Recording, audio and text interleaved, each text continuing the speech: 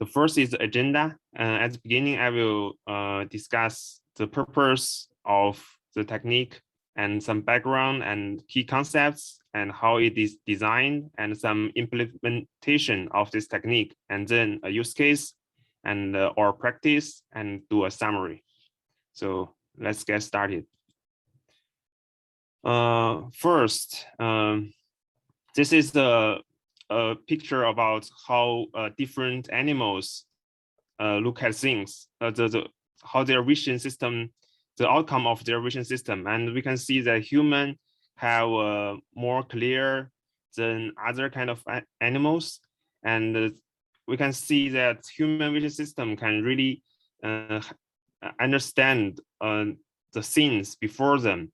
But as before, like computer programs cannot recognize objects and well, and cannot do some vision task very well. And what can we do with the human vision? Can we learn from human vision system to do the to help to design computer programs to solve vision problems, to let them understand images and understand videos? So this is the purpose of convolutional neural networks, is inspired by the human vision system. So some people believe that human vision, like convolutional neural network, is one of the most successful biologic inspired AI, and actually it is guided by the design of human vision system and other discipline. So, like as discussed before by Daniel, that our brain has different cortex and like area in the brain, and those areas in the brain can interact with each other and process the vision information in different ways. And finally, our brain can have an understanding of the scene before them. And inspired by such design of our brain, like people designed, some researchers designed a convolutional neural network to do a similar work. And basically, it do in some layer of the neural network, they do convolution and they process it through different functions, and finally they give output as another layer and to the final layer of the neural network, so that we can understand if it is an object or if it is a category of things. So to further understand this technique, we need to understand some concepts. So the first I will introduce is convolution operation, and second is sparse interaction and parameter sharing and pooling. So those techniques, these concepts have similar ideas in our human vision system. So I will introduce them one by one. First is convolution. So convolution operation is one way to average on several measures to reduce the noise in the data. So because the input can be noisy, so human vision system have this kind of a similar operation that they do convolution operation, so that reduce the noise in the data. And so in convolutional neural networks, we also do this to reduce the noise in the data by averaging on several measurements. So this is the mathematical formula to do this operation, and it is this is an integral, like it average on a kernel function, so that different input gets a weight, and then they output the final output. And the next concept is called sparse connection. This is also inspired by human vision system. The connection on the top is sparse connection, and connection on the below is the full connection. So in human vision system, like the connection from the input to the neuron is also sparse, so that in convolutional neural network or neural network is designed by sparse connection. So the input is connected to the neurons that near to its location, and compared, and another kind of connection is called full connection. In multi-layer perceptron neural network, the input is connected to all the neurons in the next layer. So this is different, but this is inspired by our human vision system. And another feature of convolutional neural network is parameter sharing. So in the figure above, it is an illustration of that the parameter for each input to the neuron is shared. They are sharing the same neuron, so that the computational burden is lesser, because where each pair of input and the neuron are sharing the same parameter, and this parameter can be the kernel used in the convolutional operation, so that the computation is easier.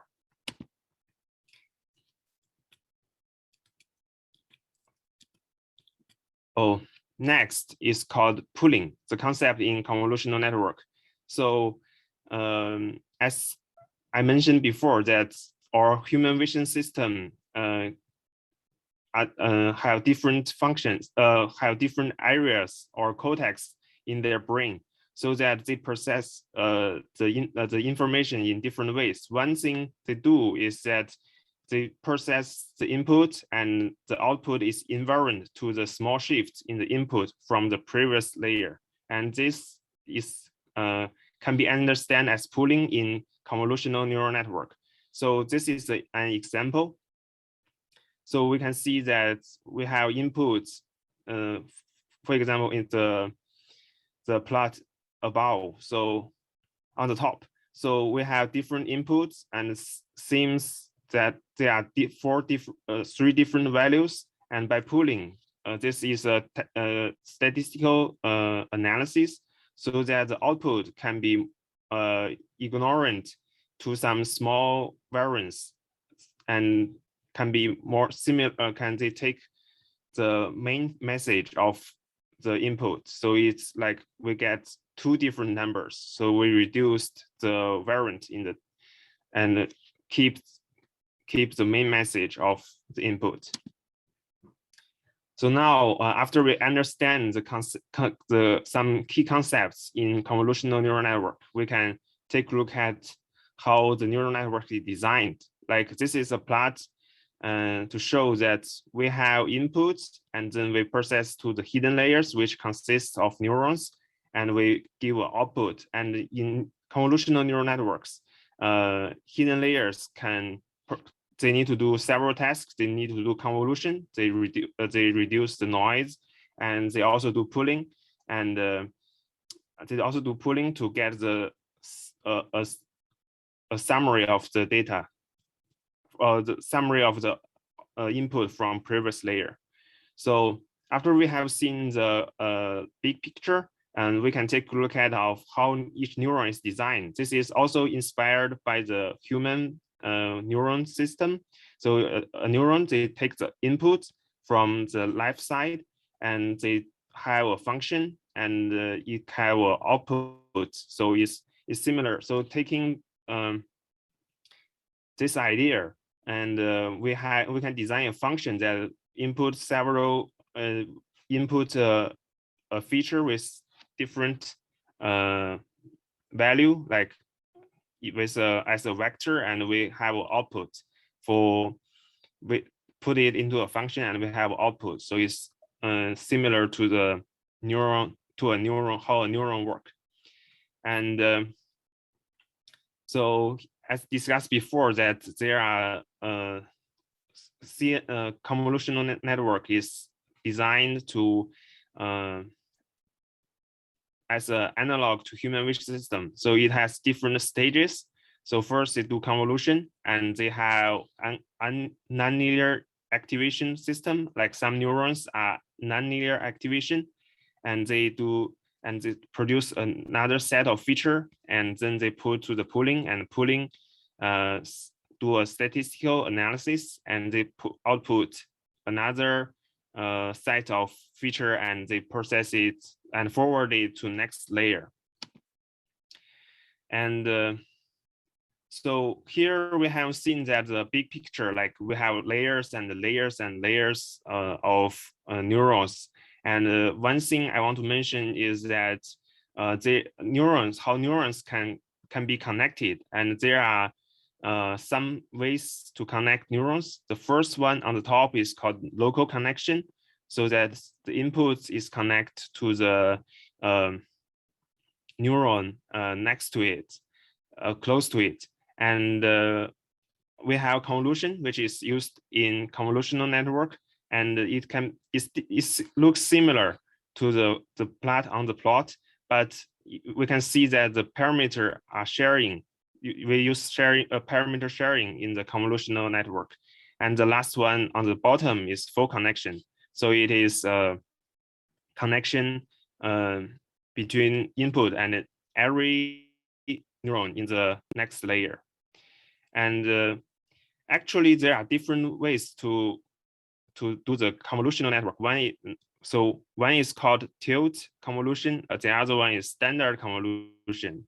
So as I annotated here, we can see that they share the parameter in different ways. So here is a group of 4 parameters they are sharing compared to these 2, and they can also share 2 parameters according in this kind of ways.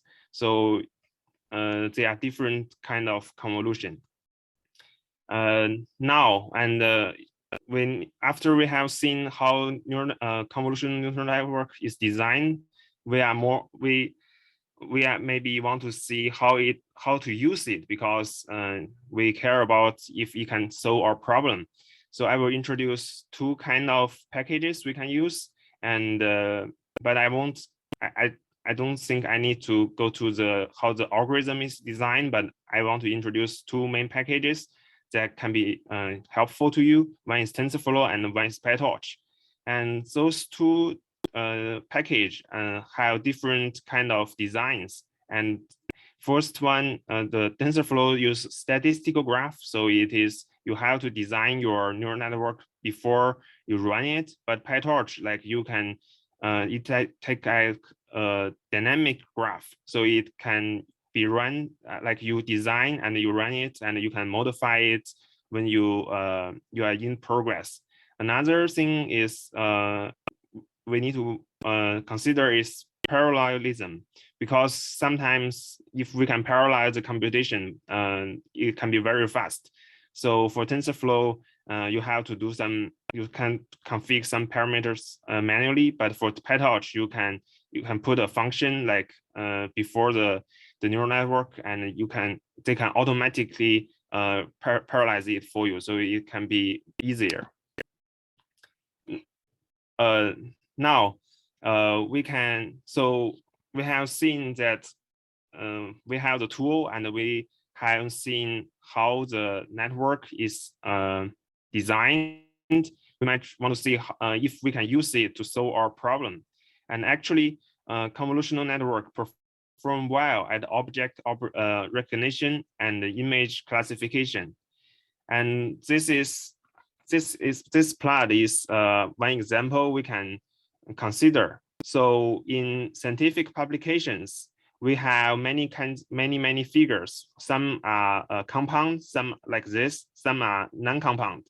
So to understand those figures and organize those figures, one task we might want to do is to do the compound figure classification. And for convolutional networks, because it is analog to our human vision system. So ideally it should work for the image classification task because it is inspired by our vision system. So if we can use it to try to use it to classify image into classes. And actually, I use this for this task. It's a compound figure classification. And so we can classify if an image figure is compound and non-compound. And actually, many researchers have done this task, and some team have already achieved a good performance on some public compound figure classification data set. So if you are interested in learning knowledge from scientific figures, maybe you can apply convolutional neural network and use it to solve your problem. And so this is the use case before is just one example. Actually, we can do many things, and you can be creative and try to solve your important problem. So one thing some researchers have done is to classify scientific figures into categories. And for example, one of our speaker, Professor Jervin West, and his team have done this for science. They did the analysis on the scientific figures and see if different disciplines use different kind of scientific figures. And here in this practice, like because we have a 50 minutes activity, so I want to show you how to use convolutional neural network to work on this kind of problem, is to classify scientific figures into categories. And I hope that this is an example that you can learn some important skills to use convolutional neural network to solve your problem. So let me see. So I will introduce the code and give you a sense of how it was developed and how to use convolutional network to solve this problem. And then after my presentation, you can work on this problem by yourself and see if you can improve the accuracy. So now let's see the code. So this is the code that I use to perform chart classification. And actually, at the beginning, I don't know how to do it, and I learned from this website, and I modify this code for this problem. And here, I didn't train the model from the scratch. I fine-tuned the one convolutional network, and this convolutional network is called ResNet. So it's a strong model that can do well in image classification. So, and in terms of fine-tune, as Daniel has mentioned, is that we take the feature engineering part of the neural network, or that we remove the top layer and we use the neural network before the top layer to gain rich feature from the image, and then we use another model to classify or to solve your own problem with your own top layer. And so this is code we first, because our cluster didn't have those two packages installed, we need to install it at the beginning, and then we load the packages. And one thing is that we have this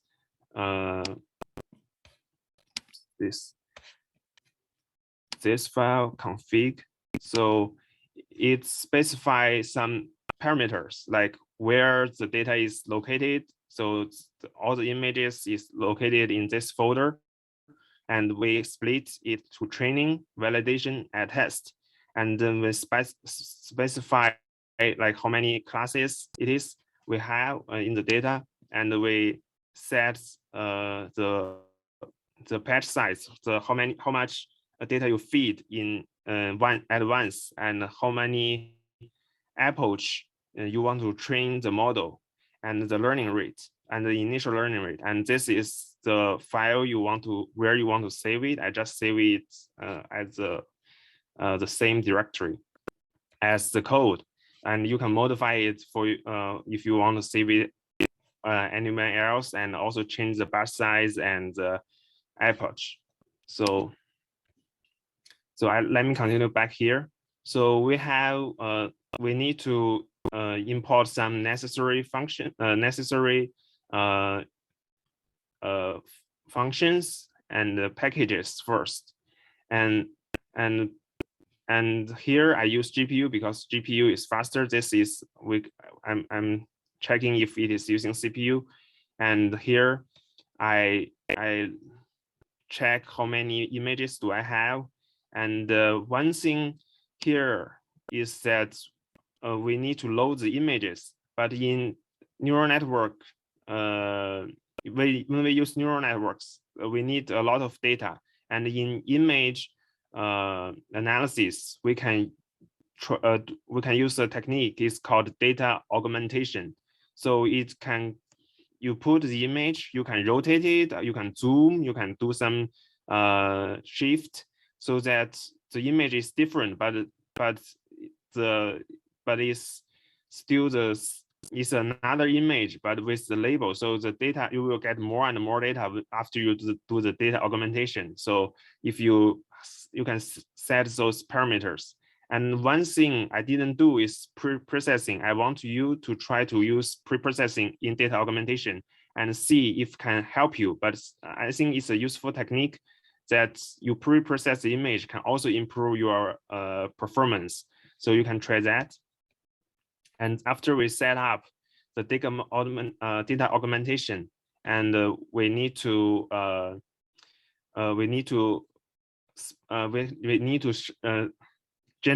create data generator for the training, validation, and the test. Here is the code that we try to load the data, and we set the parameters, and then we can check how many class we have and which class the index for each class. And here I use ResNet 50, and it's pre-trained on ImageNet, and I exclude the top model, and we just use this model to generate feature. In a way, in a sense, it's just generate a feature for us, and we need to design a top model. Here I used a simple neural network on the top, and you can modify it, and you can modify the activation function and number of neuron. And after that, you can put the model on the top of the base model, which is ResNet without the top, and you can train it. But before you train it, you have to specify that the base model, the ResNet, you don't train the parameters in each layer, and then you choose optimizer that help you to find the solution, and then you compile the model, and then you feed the data, and then you can also, after you feed the model, and you can also try to evaluate it, so you can predict it on the test data set, generate the test data for you, and you can see your accuracy. And here you can put a URL to the image, and you can open the image and see what it is, and then you can use this image to feed this image to your model. You can predict it and see which is the category of it. And sometimes even you reach a good test performance, you might find the wrong prediction. One thing is that because the data is different from the data you find on the internet, here the data I generated is by Matplotlib, so it can be different from some images you find on the internet. But there, you can improve it through like better data augmentation and pre-processing functions and a better top model. So this is a chance for you to practice how to use some other tools to improve your performance on your own task. But this time we just do the chart classification, but you can be creative and solve your own problem. So this is the activity you need to you will do next, and I will be here. And if you run the code, something don't work, or you want to change some parameter and it doesn't work, we can see if we can solve the problem. So this is the activity you will do, and to help you to understand to practice this. So let's come back. So let me do a brief summary of convolutional neural network. So convolutional neural network is inspired by human vision system, but they are not exactly the same. And there are many researchers in this about this technique. They are still working on this, and we have new architecture frequently be published. So this is pretty much all I want to introduce, and hope you can see the code, and maybe you can try to run the code and see what is the performance and try to improve the performance by yourself. And I will be here and hope what I introduced can be helpful to you, and good luck. Thank you, Han. So there is a question in the chat. One person asks, what type of pre-processing you applied? So there's one pre-processing, like on the bottom of code, I put a pre-processing link for the ResNet 50. There's one pre-processing, and so I can show you. So you can try this. This is for ResNet 50, and you can load this and put it as a parameter and see if it can improve the performance. Great. Now I don't know if we have 30 GPUs, but so I think in your code you have like a little line that perhaps you can change if it's not running with GPUs. It's because everybody's all of them are used up, but oh yeah, you can probably change that. We're all running our job right now. We're keeping the GPUs pretty busy.